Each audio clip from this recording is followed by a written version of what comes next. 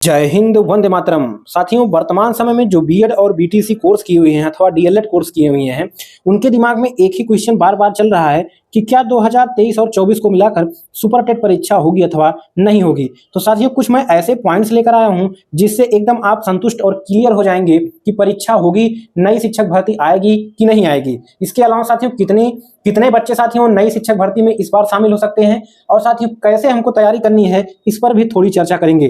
तो वीडियो साथियों ध्यान से देखिएगा और समझिएगा कि क्या होने वाला है आने वाले समय में। तो साथियों देखिए, पहला पॉइंट आपका है कि प्रमोशन से साथियों प्राइमरी टीचर गए हैं कहां पर, जूनियर में। अभी हाल ही में आपने सुना होगा कि जो साथियों प्राइमरी के टीचर थे उनको प्रमोशन के द्वारा जूनियर में भेजा गया है। ठीक है, लगभग कितने टीचर थे, 55,000 के आसपास टीचर जो थे उनको साथियों प्राइमरी से जूनियर में भेज दिया गया है। तो लगभग ये 55,000 पद आपके क्या हो जाएंगे, प्राइमरी में खाली हो जाएंगे। ठीक है, तो प्राइमरी यानी 1 से 5 तक के टीचर थे, उनको 6 से 8 तक के टीचर वाले में भेज दिया गया है। तो साथियों यहां से आपका लगभग 55,000 पद खाली हो रहा है। इसके बाद देखेंगे दूसरा पॉइंट, 4 से 5 साल हो गया है भर्ती नहीं आई है। ठीक है, तो जो 69,000 भर्ती आई थी, इसके बाद से भर्ती नहीं आई है। तो साथियों हर साल 15 से 20,000 शिक्षक क्या हो जाते हैं, रिटायर हो जाते हैं। ठीक है, उनका जो आयु है वो अधिक होने लगता है, तो वो साथियों रिटायर हो जाते हैं। तो क्या है कि साथियों अगर हम 15,000 ही मानकर चले तो 5 साल में साथियों 15 से 5 में गुणा करेंगे तो 75,000 पद और खाली हो रहे हैं। ठीक है, शिक्षकों के रिटायर होने से लगभग 75,000 पद खाली हो गए 5 साल में। इसके अलावा साथियों जो छात्रों का नामांकन बढ़ा है बहुत तेजी से। ठीक है, प्राइमरी में सरकार ने खुद आंकड़ा दिखाया था कि साथियों छात्रों का जो नामांकन है बहुत तेजी के साथ बढ़ा है, जिससे छात्रों की संख्या में वृद्धि हुई है। तो जितने साथियों छात्र बढ़ेंगे उतने ज्यादा शिक्षकों की आवश्यकता होगी। ठीक है, तो बाकी अगला पॉइंट देखिए, केंद्र सरकार का ऑर्डर देखिए। साथियों आप स्क्रीन पर जो है कटिंग भी देख रहे होंगे कि केंद्र सरकार ने कहा है कि जो भी पद रिक्त है शिक्षकों के, वे सभी राज्यों के लिए आया है। सभी राज्य अपना अपना जो है रिक्त पद जल्द से जल्द भरें। ठीक है, बाकी लगातार साथियों धरना भी चल रहा है। ठीक है, नई शिक्षक भर्ती के लिए आपको पता होगा लगातार धरना भी चल रहा है। इसका प्रभाव साथियों कुछ ना कुछ जरूर होगा सरकार पर। इसके अलावा 2024 में चुनाव भी होना है, तो सरकार जरूर चाहेगी कि जो युवा हैं उनका दिमाग अपनी तरफ आकर्षित किया जाए। तो इन सभी पॉइंट्स को देखते हुए ये तो साथियों क्लियर है कि नया जो शिक्षा सेवा आयोग का गठन हो रहा है उसका गठन जल्द ही होगा। ठीक है, और सरकार ने आदेश भी दिया है कि जल्द से जल्द नया शिक्षा सेवा आयोग का गठन करके सभी परीक्षाएं कराई जाएंगी। ठीक है, तो साथियों जैसे ही नया शिक्षा सेवा आयोग का गठन हो जाएगा, इसके बाद सभी शिक्षक भर्ती संबंधी परीक्षाएं वही कराएगा।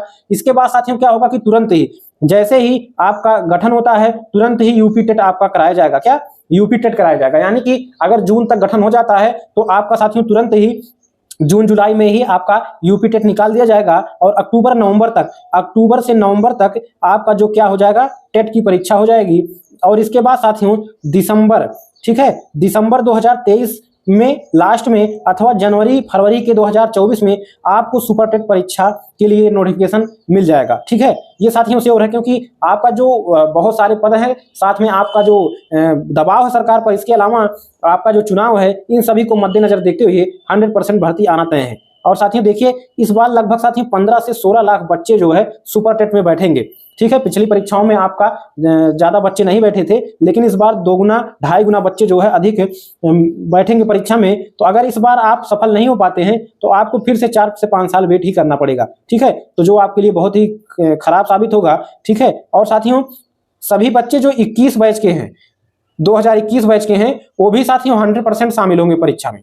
ठीक है, 100% शामिल होंगे। तो इससे क्या प्रभाव पड़ेगा, मैं क्यों बता रहा हूं ये चीजें।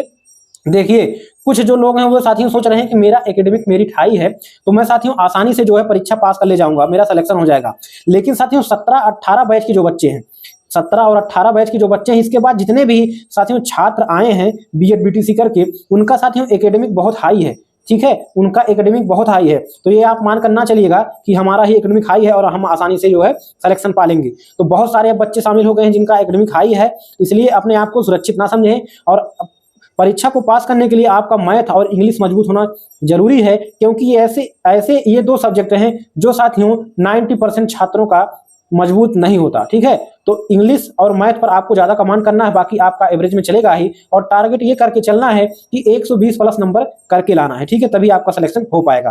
तो साथियों, उम्मीद है आपने वीडियो पूरा देखा होगा और एक एक पॉइंट को समझा होगा और अपनी तैयारी अब आगे आप बेहतरीन ढंग से करेंगे। तो तैयारी करने के लिए आप हमारे चैनल को सब्सक्राइब कर लीजिए, बेहतरीन न्यूज के लिए सब्सक्राइब कर लीजिए, प्लेलिस्ट से जाकर अन्य वीडियो देखें और नोट्स फ्री पीडीएफ के लिए टेलीग्राम चैनल को ज्वाइन करें, नीचे लिंक डिस्क्रिप्शन में है। अगली वीडियो मुलाकात होगी, तब तक के लिए नमस्कार, जय हिंद, वंदे मातरम।